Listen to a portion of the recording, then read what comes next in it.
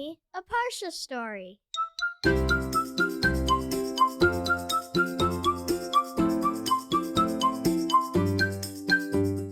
Welcome to Parsha House. Once upon a time, there were two sisters named Rena and Penina. They were identical twins, so they looked exactly alike and really loved doing a lot of the same things and eating a lot of the same things. For example, their favorite sandwich was a fluffernutter, peanut butter and fluff. They also both loved playing basketball. Well, Rena liked shooting the hoops from the outside, from farther away, while Penina loved driving to the basket for a layup. But no matter what they did, it was clear that these two sisters were twins and very much enjoyed doing the same kind of activities. In the Cohen house, things were getting very exciting because Rena and Penina's brother David was becoming a bar mitzvah, and the whole family was preparing together. On the day of the bar mitzvah, the family needed to go to the hall early for pictures. "Mom, could we have a quick snack before we leave?" They said to their mom, "Could we each just have a quick bowl of cereal and milk? We're really starving." They were already dressed in their fancy dresses, so their mom said, "Be careful, no slurping." Rena listened carefully and didn't slurp, but Penina decided to slurp anyway, and you guessed it, Penina ended up staining her beautiful new dress. She quickly ran to the sink and put some water on it to get the stain out. As the twins continued to grow older, they were making different choices. And one Sunday, their dad asked if they could paint the fence. Rena was determined to do a really meticulous job and put a lot of effort in. But Penina didn't want to waste her whole day painting. So she said, "I have an idea." And she took a few buckets of paint and flinged them onto the fence. Well, she ran out of paint really fast, had to ask her dad for a little more paint, and definitely did not win a gold medal for her painting skills. Well, soon after, their school was running a marathon. The students were running to raise money for various tzedakahs. They could choose a 5-mile run or a 10-mile run. Rena and Penina both said, "We want to run the 10-mile run." So they trained really, really hard for months and months and months.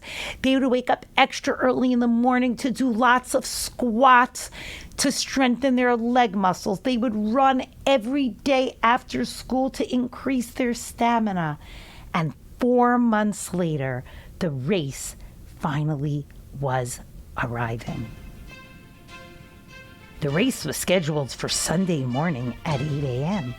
And the night before, their mom reminded them, "Get a good night's sleep and eat a healthy breakfast. All the rest of the training you've already done."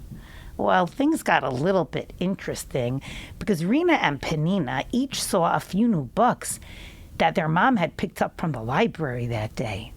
Rena was so tempted to read, but she knew she needed a good night's sleep for the race.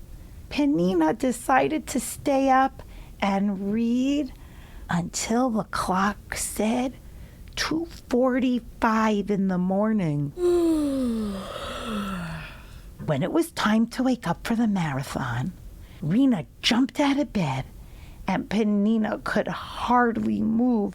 "Mom, Dad, do we have toothpicks to help keep my eyelids open? I'm so tired. And do you think maybe I could have a cup of coffee just this morning to help me wake up for the race?"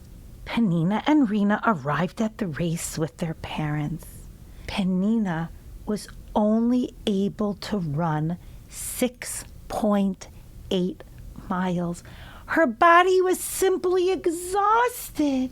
Even though Rena and Penina looked exactly the same and had so many similar interests, as you could see from this story, they made choices, and the choices that they made led them on different tracks.